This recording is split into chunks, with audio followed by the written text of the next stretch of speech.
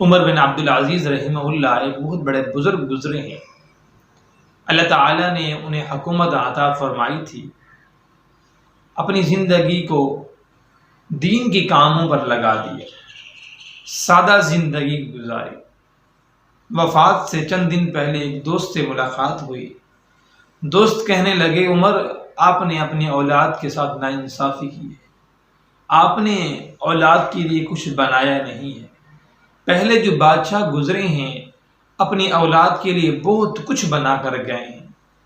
عمر بن عبدالعزیز رحمہ اللہ نے بڑی پیاری بات فرمائی، فرمانے لگے کہ میں نے اپنی اولاد کی تربیت اچھی کی ہے، اپنی اولاد کو نیک بنایا ہے۔ اگر میری اولاد نیک بن گئی ہے اور نیکی کے راستے پر لگی رہی تو قرآن مقدس میں آتا ہے وَهُوَ يَتَوَلَّى الصَّالِحِينَ، جو نیک لوگ ہیں، نیکی کا کام کرتے ہیں، اللہ تعالیٰ ان کی سرپرستی فرماتے ہیں۔ اور اگر میرے بیٹے برے ہیں، ان کی تربیت اچھی نہیں ہوئی تو برے لوگوں کے ساتھ میں تعاون نہیں کرنا چاہتا۔ عمر بن عبدالعزیز دنیا سے رخصت ہوئے۔ کچھ دن کے بعد دوسرا بادشاہ بنا۔ بادشاہ نے کہا کہ بھئی علاقے کے اندر تلاش کرو، نیک لوگ مل جائیں تاکہ ان کو مختلف علاقوں کے گورنر بنا دیے جائیں۔ چنانچہ علماء نے لکھا ہے کہ عمر بن عبدالعزیز رحمہ اللہ کے بیٹوں سے کوئی نیک نہیں ملا ان سے بڑھ کر۔ پہلے بیٹے کو بلوایا، کہا کہ آپ کو میں فلاں علاقے گورنر بناتا ہوں، وہاں جا کر آپ خدمت کریں۔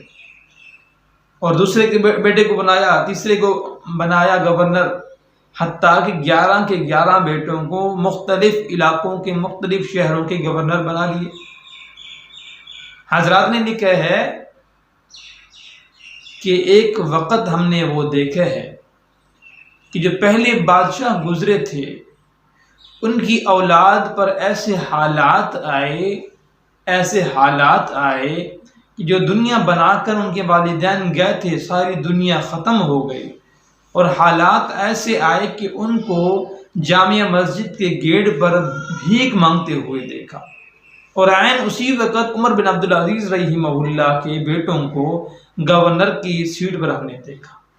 وہ مزے کی زندگی گزار گئے، اور وہ جو بنا کر گئے تھے ان کی اولاد بھیک مانگتے ہوئے ہم نے دیکھا ہے۔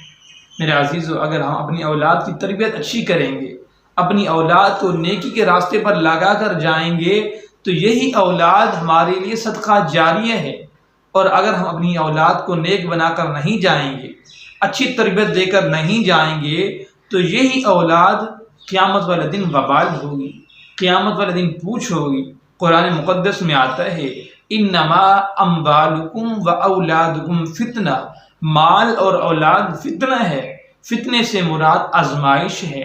اللہ رب العزت مال دیتے ہیں اور دیکھتے ہیں کہ بندہ کہاں مال لگا رہا ہے۔ اگر اس بندے نے نیکی کے راستے پر مال لگا دیا ہے تو اللہ تعالی یہ مال اس کے لیے صدقہ جاریہ بنا دیں گے، دنیا کے اندر بھی اس کو عطا فرماتے ہیں اور آخرت میں بھی اس کے لیے ذخیرہ ہوتا ہے۔ ہم اپنی اولاد کو نیک بنائیں، اپنی اولاد کی ہم اچھی تربیت کریں، اور اپنی اولاد کو ہم بتائیں کہ یہ حقوق اللہ ہے اور یہ حقوق العباد ہے، یہ اللہ رب العزت کا حق ہے، یہ مخلوق کا حق ہے۔ ہم اللہ رب العزت کا بھی حق ادا کریں، مخلوق کا بھی حق ادا کریں۔ مخلوق کا حق کیا ہے کہ ہم اپنی اولاد کو بتائیں کہ یہ آپ کے چاچو ہیں، ان کا یہ مقام ہے، یہ آپ کے ماموں ہیں، ان کا یہ مقام ہے، یہ آپ کی خالہ ہے، یہ ان کا مقام ہے۔